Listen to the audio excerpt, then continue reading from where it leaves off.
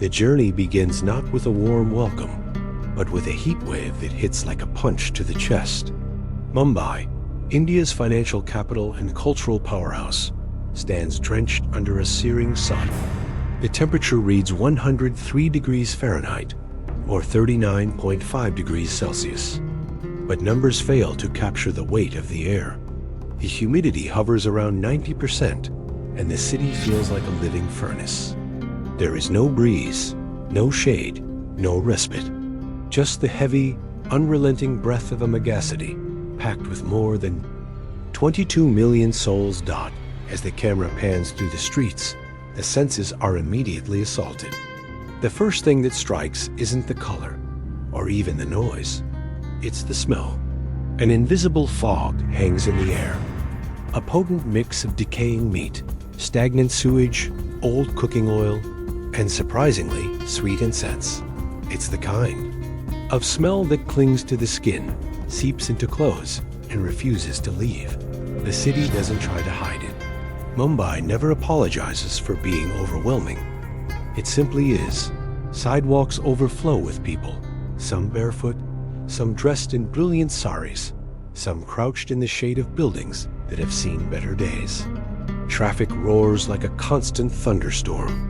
Cars honk endlessly, rickshaws dart through impossibly narrow lanes, and motorbikes graze pedestrians with inches to spare.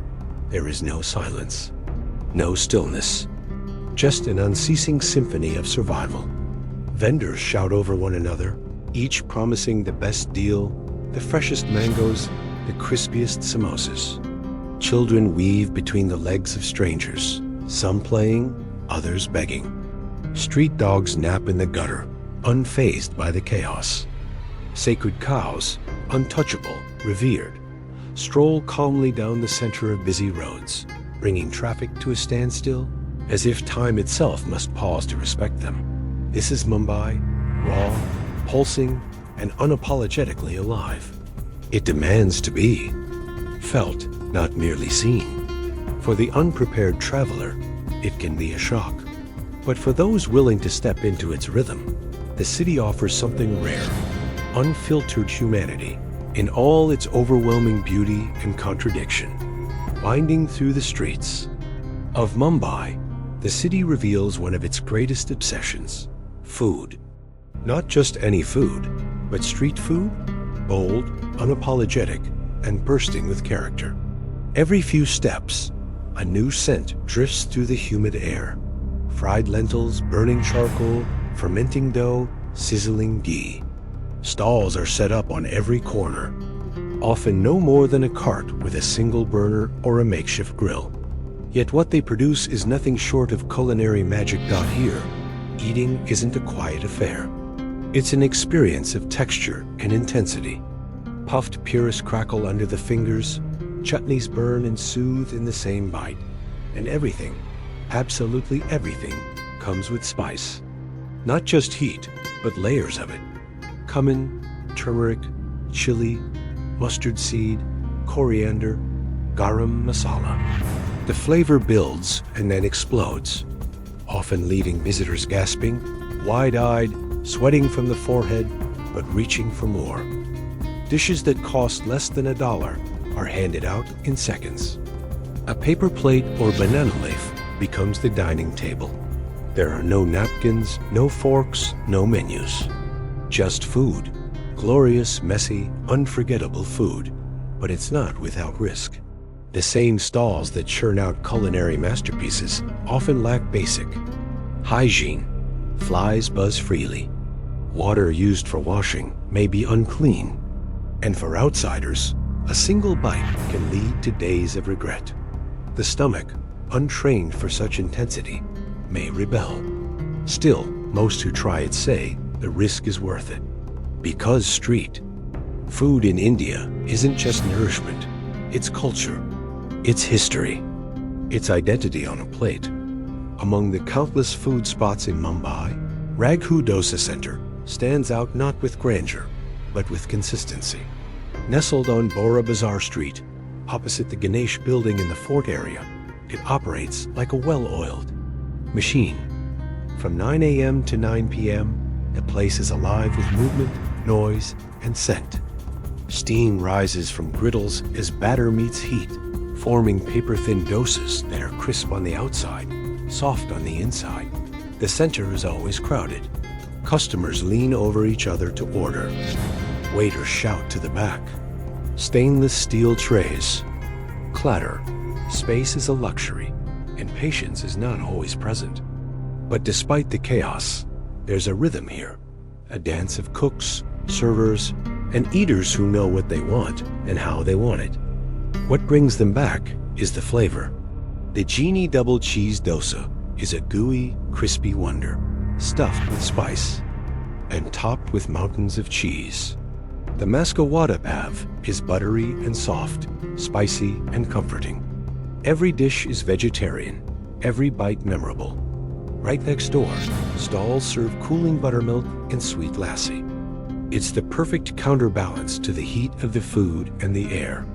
And though the location may look humble, the experience feels grand. Ragu Dosa Center doesn't just feed people. It satisfies. Some places don't just serve food, they serve time. Pancham Puriwala is one such place. Located on Purin Nariman Street in the Ballard Estate District, this unassuming eatery has stood for over 150 years. It has seen the rise and fall of empires, the invention of electricity, and the birth of generations. Inside, the space is narrow. Tables are shared. The walls are aged but clean. Light filters through in soft beams, casting a golden glow on steel. Plates. There's something sacred about the simplicity here. No frills, no pretension. Just tradition. The house special is the Pancham Thali, a perfect sampler of Indian staples. It includes rice, a ladle of lentil soup, dal, 2 vegetable, curries, warm chapati bread, and fit yogurt. Each dish tells its own story. The lentils are earthy, the vegetables seasoned with patience, the yogurt cooling and rich. To drink, mango lassi, sweet, thick, and deeply satisfying. Sharing a table becomes part of the ritual. Locals smile, nod. Sometimes ask where visitors are from. Curiosity replaces distance. And though the space is tight, there's room for connection. Pancham Puriwala isn't just a meal. It's a memory in the making. In India, tea is more than a drink. It's a pause, a tradition, a daily rite. And nowhere is this more apparent than in the small tea stalls that dot Mumbai's streets. Masala chai, literally, spiced tea, is served in small glass tumblers, often scalding hot.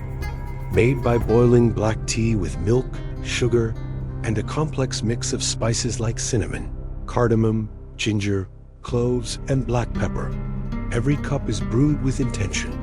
The result is a rich, aromatic beverage that warms the body and stirs the spirit. Stand over large metal pots, stirring constantly, pouring the tea from great heights to create a frothy finish. The air around these stalls smells of sweet spice and steam. Patrons sip slowly, leaning against walls, chatting softly, or simply watching the world go by. Finding good coffee may be a struggle, but chai is everywhere. It welcomes the morning, soothes the afternoon, and comforts the night. In a city that never stops moving, masala chai is the one thing that invites stillness. Even if only for a moment. To truly understand Mumbai, one must surrender to its rhythm, even when that rhythm is chaos. Nowhere is this more apparent than on its roads. Crossing a street here is not a simple act. It is a calculated risk. Vehicles flow like water, disregarding lanes or rules. Honking is a language in itself, a constant back and forth of warnings, frustration, and assertion. Yet in this madness, there is an odd harmony, a choreography that somehow keeps the city alive. And within this organized disorder, lie customs that can easily be missed or misunderstood.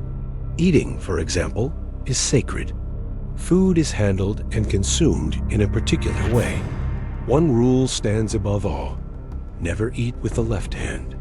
In Indian culture, The left hand is considered impure, reserved for personal hygiene.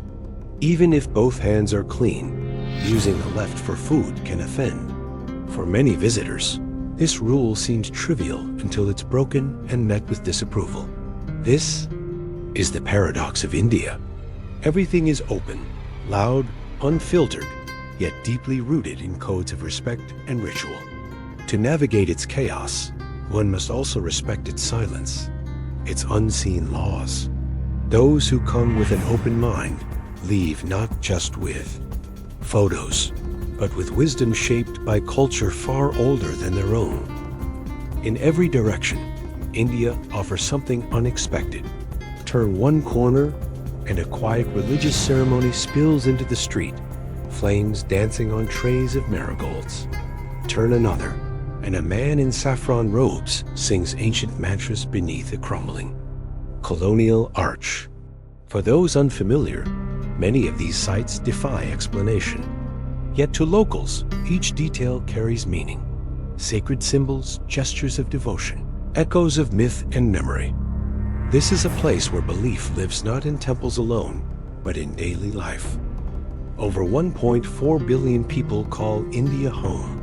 More than 22 official languages coexist. And among the population, there are said to be over 350 million gods. India isn't a single story. It's an anthology of civilizations stacked upon one another. Hindu rituals intertwine with Islamic architecture. Buddhist principles breathe through Jain practices.